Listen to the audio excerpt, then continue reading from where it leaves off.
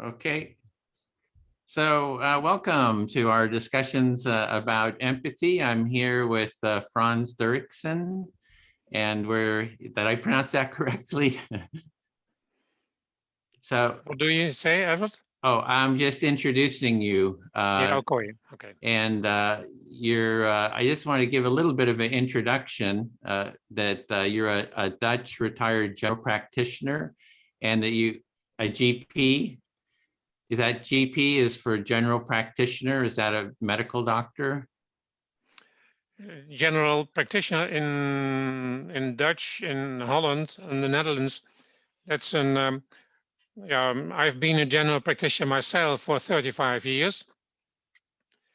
And I think I stopped 10 years ago when I wanted to start research about empathy.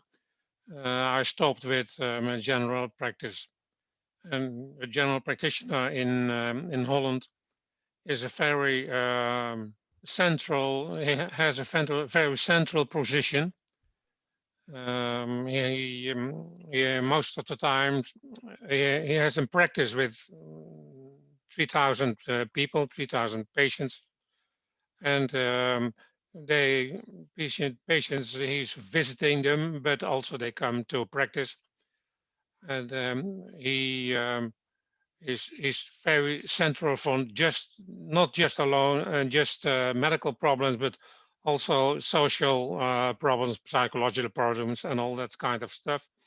And when people want to go, when there's a decision to go to a hospital specialist, the general practitioner is the man or the woman who send people to the specialist. So when people want a blood sample, or when they want X-rays or other kinds, the general practitioner.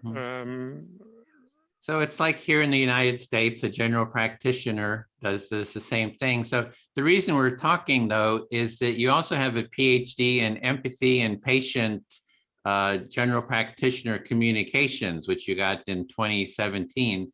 And you've been doing a lot of studies on this topic. I just looked at your research, and you've written many papers on empathy and general practitioners communication. So on 2013, you wrote Effectiveness of Empathy in General Practice, Systemic Review. 2014, Empathy, What Does It Mean for GPs? A Qualitative Study. 2016, Managing Barriers to Empathy in Clinical Encounters, a Qualitative Study. 2016, Consequences of Persistence and Presence and Absence of Empathy During Consultation in Primary Care, Focus Group Study. And then 2017, Investigating Empathy and Interpreter-Mediated Simulated Consultation and Explorative Studies. And in press, you have Clinical Empathy and GP Training, Experiences and Needs Among Dutch GP trainees, empathy as an element of personal growth. So you've really been intensely studying this topic. So really excited to talk to you about what you've learned and what your experience has been. Yes, now you have done very good work to all, you name all my articles. And yes, the last 10 years, I've done much work in empathy, but that was also necessary because in my last years of practice, I realized the importance and the effectiveness of empathy. And specifically, I heard from many patients who complains about the lack of empathy in their contacts with colleagues as well, GPs, as hospital physicians. And I also realized at that moment, that's this more than 10 years ago, that there was a lack of knowledge about empathy with my colleagues. So I decided to start a scientific research at the Radboud University in Nijmegen. And and you started with the article about the effectiveness of empathy. That was my first article, my first literature review, and it because I had to make clear to my colleagues that when they want, because in medicine everyone thinks about evidence-based, that's the golden standard. So when you want to change things in medicine, you have to do it evidence-based. So at the first moment, I start to look for are there research results which prove the effectiveness of empathy, and that article has been cited many times now in the world. So it is it has become for many other researchers a start to this effectiveness of empathy, that I proved it, that has become a very focus, a very clear moment for many other researchers to go on research for empathy. And something about the effects, but because empathy, it is proved that the satisfied patients, a better relationship between patient and physician, that's proof, less anxiety and distress of patients. And then a very important thing is that the physician becomes, because of his empathic behavior, better and more detailed information. And because he got much more information, that results also in better diagnostic outcomes and better shared decision making with the patient during a consultation. The plan, the plan which the patient and the physician make at the end of a consultation is much more person fit, and the consequence and the result is, of course, more adherence of the patient to the plan and to the therapy. And that's why a very important clinical outcome it has been that, and it has been proved several times by Mohammed Hojet, an American, perhaps you know I know the him. name, that with diabetic patients, they are better, they have much better blood samples. There's much more adherence to the physician's advice or treatment.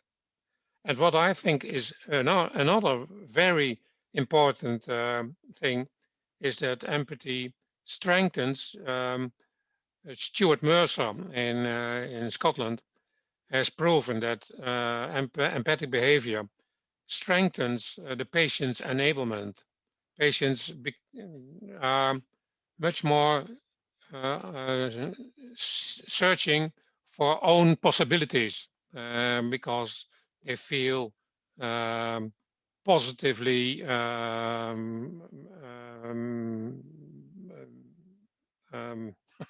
Motivated, maybe. by their physician. Oh, okay. They're sort of like motivated to do their own research and their own work on their issue. Yeah. Yes. And also sometimes when patients get attention in this way, it becomes also health becomes also much cheaper, because it has been proven that doctors with an empathic behavior are less using blood samples, less using X-rays, and that's a kind of things. They do less testing. If they're empathic, they're more sensitive to what's going on. They don't need as much tests. Because of the interest to the context of a patient and what the complaint means for a patient. As well in daily things, but also emotionally. That gives a patient a lot of support, and so it becomes cheaper. Yeah, so it's cheaper because you have less tests, and then there's more adherence. You're getting to the problem better and faster, and that the patient is taking more initiative than and you're Exactly. seeing the problem in greater detail. Maybe you're seeing the problem more clearly and more accurately. Yes, and just because you ask to a patient just one thing, tell me something more about your situation. There's just that question, nothing more. I think empathy is yes, empathy is not. I call it's the important things of a physician and empathic behavior is the being authentic, but also being very interested in the situation of the other person. That's the central thing of empathy. Having that curiosity and interest in the person. Curiosity, thinking of narrative. This narrative is the story of the patient, that you are as a physician, you have to choice to make the choice. You have to choose for that value, the interest, and yes, your curiosity, being curious. That's it. That's it. So those are some of the benefits that you came up with in the study. I mean, in that you were doing sort of a systematic review, meaning you were doing sort of a meta study, looking at all the research and compiling it into a sort of a meta study. Yeah, I continued because I was, of course, curious about the ideas of general GPs, but also their patients. So I've interviewed and have had focus groups with patients and with GPs. So you actually sat down and interviewed them and had recorded interviews, or just studied the interviews? You got the feedback? I've organized the interviews myself. I was the interviewer and also the focus groups. And after that, we did a very thoroughly organized qualitative research about the results. And it was about the barriers patients met when they are in a consult with the physician.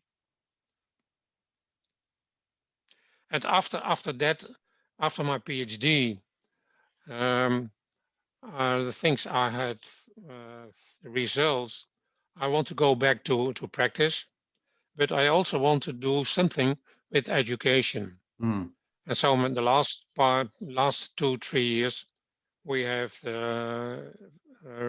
started a research about the opinions of residents, GP trainees, about empathy and about their experience with the education of empathy.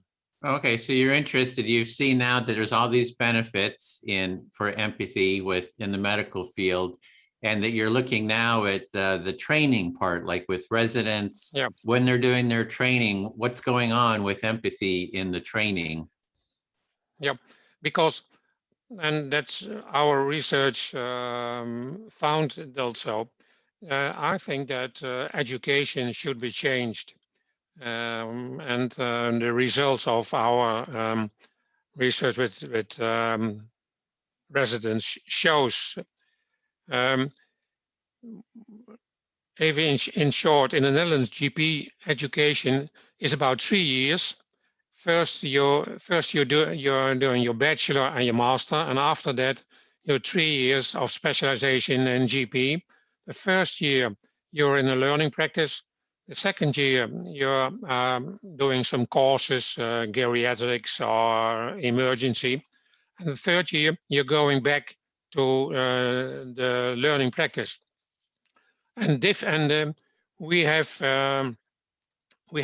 done research on the different moments of we have done focus groups with students at the different moments of their GP education. But according to all the residents of all years, empathy is very important, and they wish a much more explicit position of empathy within the curriculum, within the education. And that's so nice that young residents, young physicians think that that empathy is an important thing. So the residents or the students are actually wanting more empathy training. They value empathy and they actually would like more training. So you're seeing Yes. the interest and the demand is there for that. Yes, they want, as I said already in the beginning, they want more knowledge. They want more about empathy. They need more knowledge, and that's you can think of more theoretical education about empathy. So, for instance, for neurophysiological aspects of empathy, things like mirror neurons, the function of mirror neurons in your when you are developing as a human being. They don't know much about it, so they want to know more. Also, they ask Frans, what's the difference between empathy, sympathy, and compassion?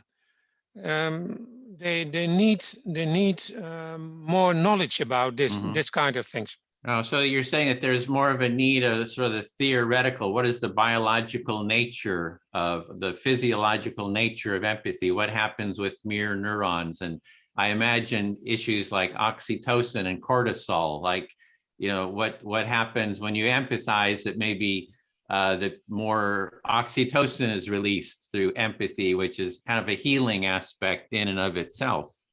Yes, that's true. I'm convinced of the idea when you have more knowledge about those things, it is much easier to learn and to behave your skills to your. I think that helps. So if you have that theoretical understanding, it helps your practice there. I know in Europe and Germany, I lived in Germany for a while, they're very conscious about theory and practice. There's the practice, the actual doing, and then there's a theoretical framework and having skills in both. So I think you're saying that if you have the theory, it'll help your practice as well, because you can relate what you're doing in your practice to the theory and understand it more deeply. Yes, that's true. And during education, you have to do those two things together. You have to train, and that's all what students also want. They want they need more training possibilities to learn adequate skills, and they want to train them, and you want to train it in this way and in the other way, and what fits the best. What's the best way? Especially, but they meet problems, because especially in the first year, when they have to learn how do you say medical competencies, protocols, and that kind of things, and on the other side, and they have to do it during the consultations, but at the same time, they become emotionally um, um, um, um, um, there are emotional reactions from themselves to patients, what patients are telling. So they experience, especially in the first year, they experience a tension between carried away by their own emotions and that learning of their professional competency. So that, and but education, the people responsible for education don't know these things. And I think you have to, in the new, that's what our group wants to organize, that already in the first year, residents became supervised in this kind of situations. So what you are hearing there is that the students that when they're first beginning, their practices or they're learning relating with patients, that they have anxiety, they have stress, they have different feelings and emotions come up, and you're looking at ways for them to help them navigate those feelings and work through those feelings. Yes, they have to learn now. Most of the time, they are afraid for those emotions. And they choose for the protocol. That's not a benefit for the patient for most of the time. So you mean they just stick with the structure of what they're supposed to do? They ignore their feelings. They just do the steps that they're required to do and suppress maybe whatever feelings are coming up. And so you got two people, a physician and a patient, who isn't satisfied in this way. So, and I think it's important that students, residents realize those emotions, and that they can tolerate these emotions. And do you have some practices for doing that? Some trainings or actual practices for learning that? So there are specifically, not specifically on empathy, but on the way of communication. And that's a 5-step form where you first look at what is going wrong, and how does it go wrong. So that's knowledge. And then the third set, teacher gives another example. You can do it in this way, and and then they try to make training to internalize that way of behaving. So it's possible to train these things. The and what the second year especially mentioned, the students in the second year, they told that the examples you're asking about a way of education, but the supervisors in their learning practice are an enormous example for the residents. That's especially in the second year that students think about that. So the modeling, you have the teachers and supervisors are role models for how the students can be. The residence is for 1 year more or less a visitor in a supervisor's practice. And so they have very many contacts and work many times together. So the role model of the supervisor is enormously. When the supervisor is someone who works, who focuses on working from 8 until 5 on a very strict way, with no attention to the situation of the patient, but especially much more attention to the organization of his practice or something like this. Yes, that's a very bad role model, and the residents are complaining about that kind of situations. Mm-hmm. So if you want empathic residents in teaching, you have to have empathic supervisors and teachers to model the empathy. Yes, in my program to change education, I have also a chapter about how to change, of how to assess a good teacher, a good role model. That's very important.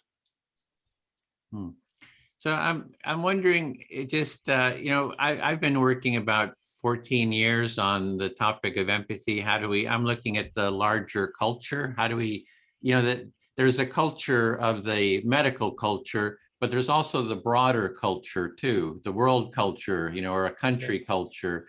And, how do we change the, broader culture or, family culture or just any, different subculture. And I've found that the empathic listening practice, based on the work of Carl Rogers, he used the empathic listening within a client therapist practice, that I found that is a first step gateway practice. I found it's the most effective sort of a practice for learning empathy. So we do it. I've taken that from the client therapist model, which I think is only half of the, it's not a full empathic relationship. Client therapist is the therapist does all the listening, the client speaks, and it's not a full empathic relationship. A full empathic relationship is both listen, both speak, both hear each other. It's a mutually empathic relationship. And I think that's what's missing from the therapy, is that mutuality. So we do what we call an empathy circle of mutual empathic listening in small groups of maybe 4 people, so that you speak to each other. One person speaks, they select who they're speaking to, they get a reflection until they feel heard. And then it's the listener's turn to speak and they select someone. So you're practicing those skills, and those skills transfer, to when you relate to other people, you're sort of embodying those, they kind of get internalized. And so have you done any of those sort of practices? Have you seen those done in the training, something like that? Do you mean, okay, you start with the broader situation, and in the Netherlands there isn't empathy circles, doesn't exist here. Mm-hmm. So I think a lot of things can be are to be developed, and you are completely right. The things you say are a very ideal situation. That's the way we talk to each other, to give the other the value and to listen and to react. And so you're together, you're coming to something important. Right. Yeah. So that's sort of what you're saying is the physician-patient relationship it's not just listening, it's a back and forth mutual, it's really about dialogic. It's a dialogic relationship, and you're sort of working together as empathically as a team to come up with a solution. Now, I can tell about my own experience. When you are a starting doctor, you are busy with protocols, and you are busy with health and with sickness and diseases. But in the time that you are getting a relationship with patients, it becomes in a way, as you say, and of course, it's the doctor has his experience, has his knowledge, but the patient has his of her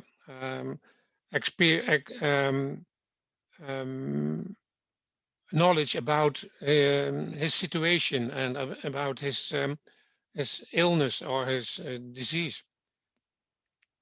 Also in that situation, you have to value each other and to talk with each other. When back to the residents, every week they are coming back at the institute, at the university, one day. They start the morning always with 1 to 2 hours evaluating, telling about their experiences, and so on. And that's an ideal situation to train what you are suggesting. Yeah.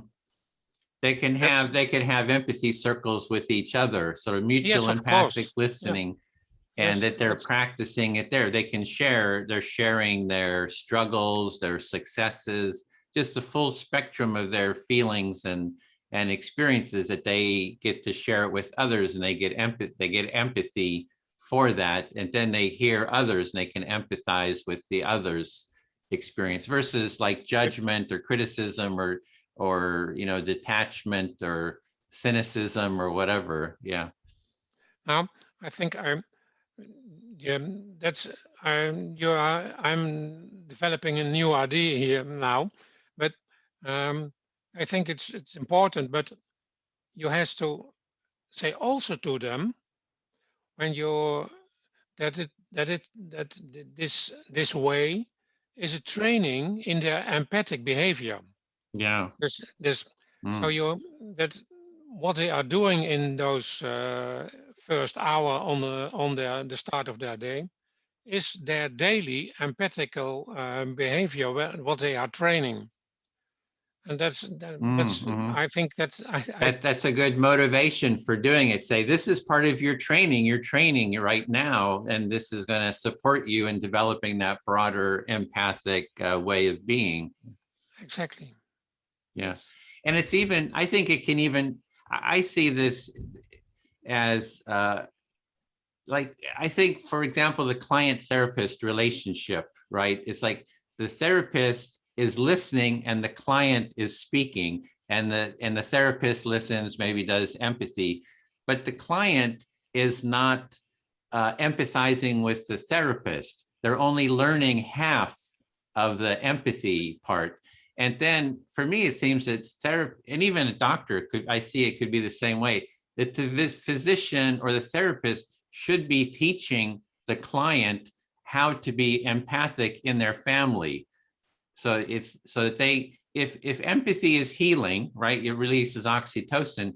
If the patient goes home and has an empathy circle with their family, they're getting oxytocin, and it's a healing, they're sort of like doing their own healing in their family and other relationships.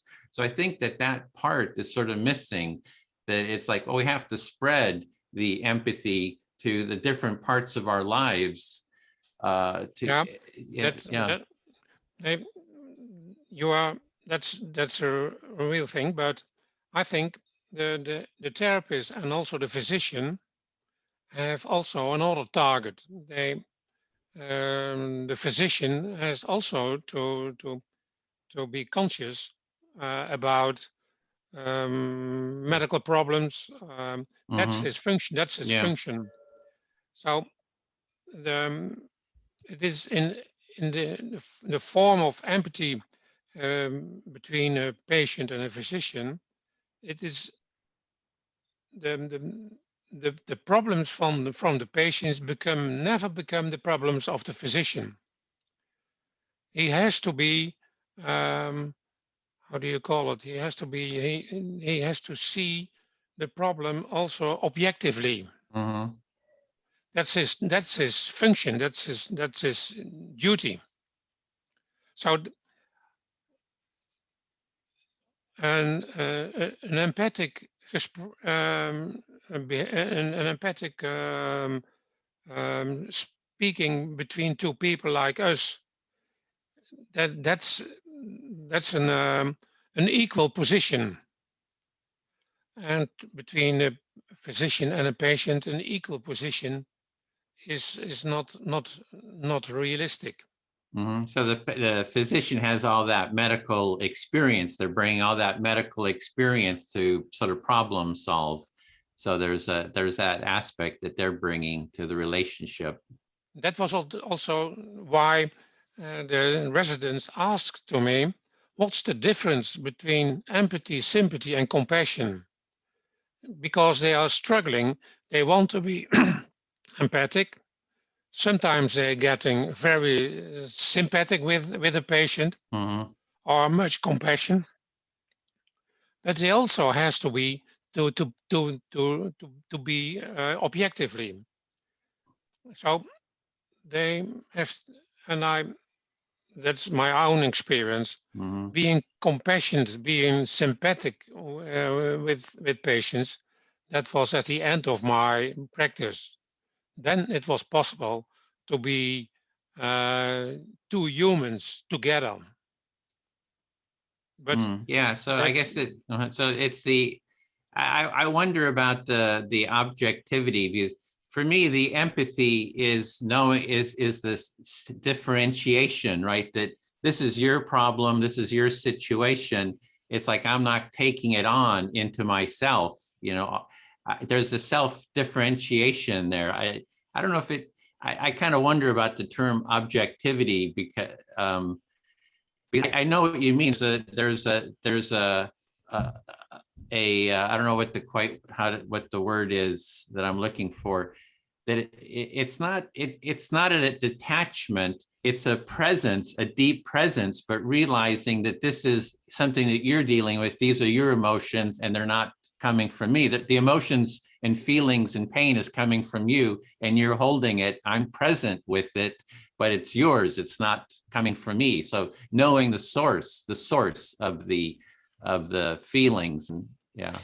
yes, And I think that's that's what you mean also by objectivity. There's sort of you're not you're sort of seeing the feelings and emotions out that from the person, and you're not like totally getting lost in it yourself. Yeah. yes. That's all. That's a kind of things the first year residents mentioned. They got very confused about Mm-hmm. their own emotions. Um, so um, they the next consult they keep a little more distance because the first consult was too emotional for them. Um, residents are struggling with finding a good balance Right. Uh-huh. in these things. Well, they have two issues to deal with. One, are they taking on the emotions? And the other, are they reacting to all the emotions? Are they feeling insecure? Are they feeling anxious? Are they feeling judged as, oh, you're a terrible physician? Are they feeling incompetent? Are they feeling, so those are all the secondary feelings in terms of the relationship. They have to learn to navigate all those themselves too. And Yes, I think that's where the empathic listening comes in, is that if they come together, like you're saying, with other physicians, that they have mutually empathic dialogue to share their feelings, and that helps them navigate and work through their feelings as well.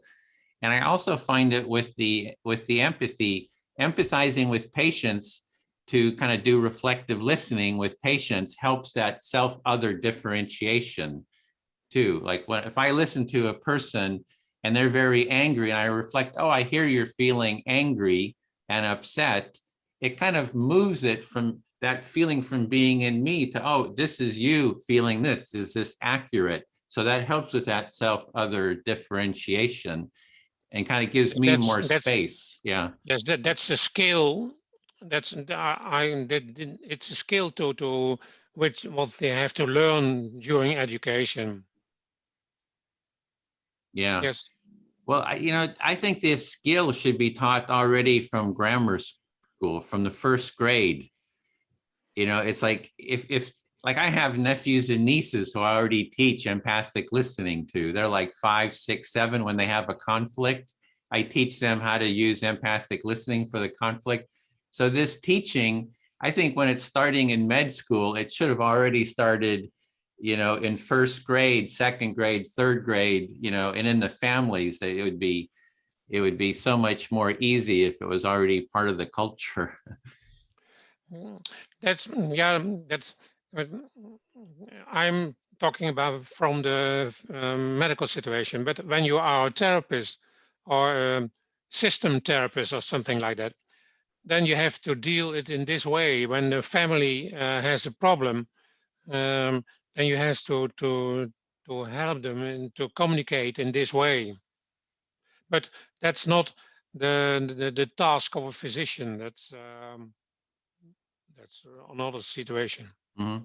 But isn't that part of the mental health of the physician? It seems like physicians should be wanting to create a culture of empathy because it's healing, right? It's like if you're interested in healing the physical parts, if the culture is in conflict, it's creating stress, creating a lot of cortisol, which is creating a lot of health issues, right? So there's I think that takes time. That's rather difficult, I think. There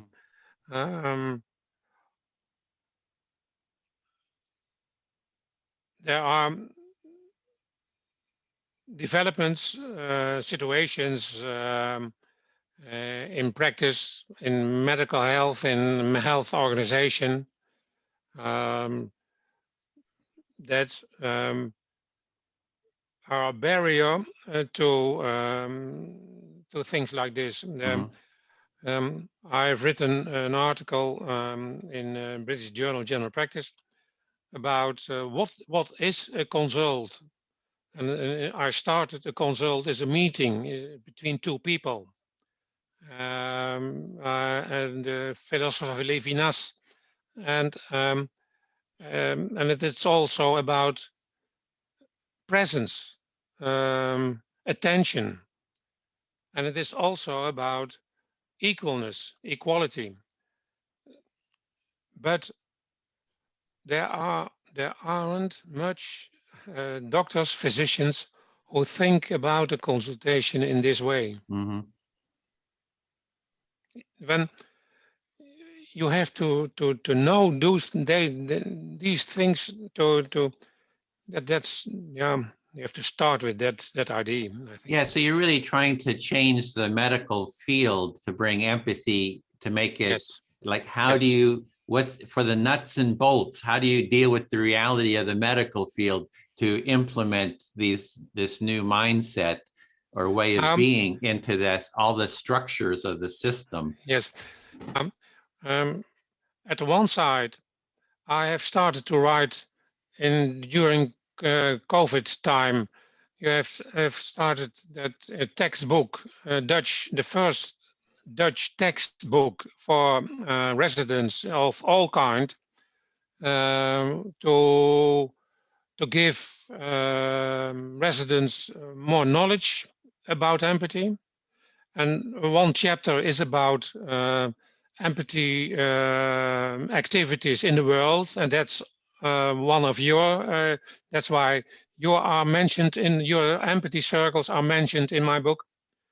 And on the other side, my group, I'm working with 3 professors, and we have to look every 5 to 6 years. GP education in the Netherlands start with a new plan of education. Mm-hmm. The next plan starts in 22.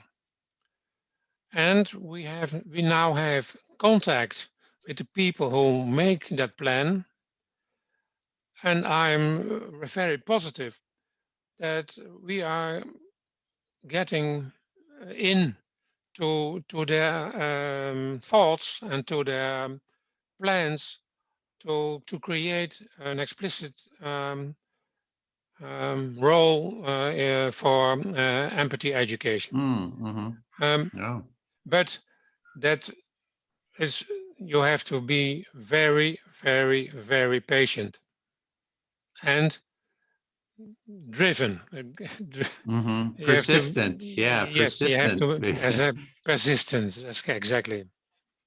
Yes. Yeah, so what I'm hearing there is that next year they will form the next plan, the next training plan for 5 years. And is it a 5-year plan? And you're hoping that you're talking with them about implementing empathy training, the theoretical and the practical, and incorporating it into the training. Wow. Exactly. Yeah. Mm-hmm.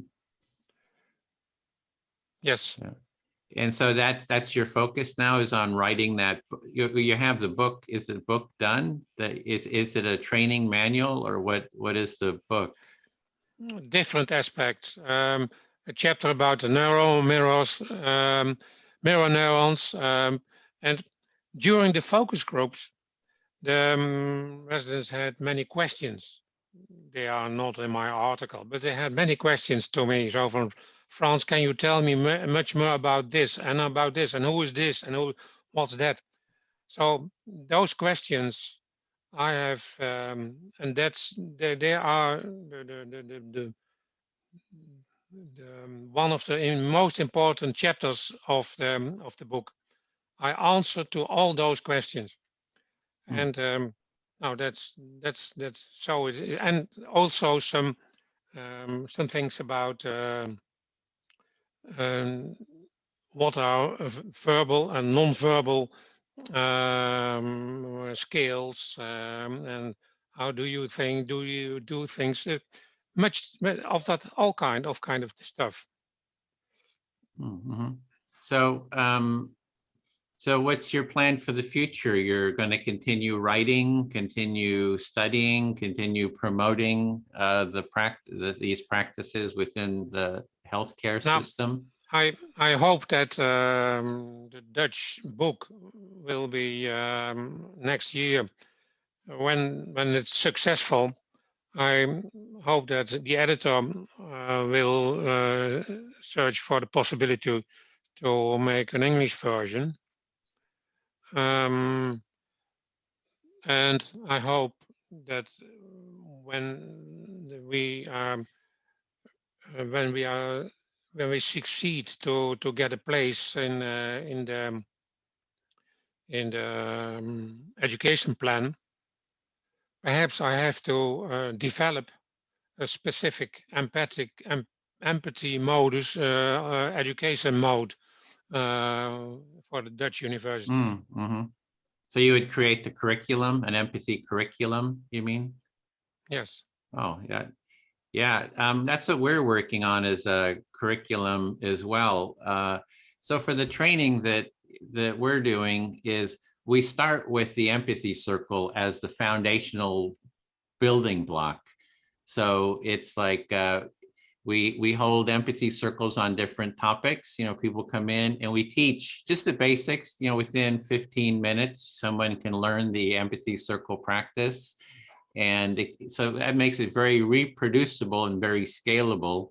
And then we have a 5-week training for how you can be a facilitator. you know, a lot of people can just facilitate an empathy circle just by seeing the how-to video, by seeing the handout that we do, the guide. But then we also have the training, and from there it starts. So it starts with the practical.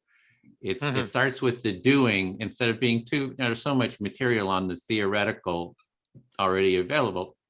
But starting, so you start with the practicing of it. Yep. And we always hear people say, this is so good, especially in conflict situations. Like, this feels so good, you know, in my daily life, nobody listens. I hear I'm feeling heard and seen. And the thing about it is what we're trying to do is scale it up, where we have like politicians, like in Holland, you know, you've got all these different parties. Can we get the different parties to have empathy circles with each other to model it? So my congressman here, you know, in US Congress has said he would do an empathy circle with Republicans. He's Democrat. Actually, really? And he will do one with Republicans, and I'm looking for some Republicans. So if we can your congressman is a Democratic? Democrat, yeah, he's Democrat, yeah, here in the Bay Area, San Francisco Bay and Area. They are organizing empathy circles with Republicans. I have to organize it. I have to find him. He said he would do it. I've been looking for a Republican. It's a lot of work to talk to them. But if we can get the politicians to do it, then you know, then it helps spread the message, you know, because we need an empathy movement. I think. Now, I think politicians are in that way also a very good role model. Yeah, and if we can get the politicians to do it, then it would be, and they would role model it, that would help promote it in the healthcare field. You know, it's like, and we've done it too. I don't know if you have you seen our empathy tent? And do you have material to? Can you share some material with me? Oh yeah, I'll send you the material on the empathy circle. If you want, we can hold some empathy circles together. We're glad to facilitate them. If you have some, we work together with the group at a hospital in New York, and we're teaching some of the residents the empathy circle practice. And this was during the height of COVID. So it was, you know, when New York was in the middle of the COVID epidemic, you know, the really bad, like at the beginning of the year, last year. And they thought maybe the empathy circles could help with stress, you know, with the physicians. So we have a big group of facilitators. So if we can hold an empathy cafe is, you know, 10, 20, 30, 40, I've done up to 90 people in a cafe. And then we have facilitators and we divide into groups. Of 4 with the facilitators. We have a lot of facilitators that will help. So if you want to hold some empathy circles, you know, I would love to do it with you, and maybe even work on that curriculum, because we have a. But my English is very bad, so I don't know if I can be a facilitator in that position. Yeah, well, we can facilitate, and then you just learn the practice, and then you can facilitate circles in Dutch, you know, so. I have to think about it. Yeah, well, let me know. And I'd love to work with you on it, because it sounds like you're doing great work there. And you have you have a team, huh, of other. Now, you work with. I think I have got an idea now, but I can use your idea about doing empathy circles in the on the day that residents are coming back at the institute. So that's I use it now directly in my advice for the new curriculum in the plan. Great. Another idea. And we can talk about when we have news for each other. Okay, and there's also, you can have empathy buddies. So the empathy buddy is that you have your network, and if you have a difficulty, you can call your empathy buddy and you get empathic listening as support. So you have a network of personal support. So when we have a facilitator who has struggles, they can reach out and have empathy buddies who will Yes. listen to them and support them. So that's very helpful too. Yeah, nice. Yeah. So we'd love to talk Okay. with you more about that. So we can follow up on Yes. that. We keep in contact. Yeah. So I'll stop the recording here and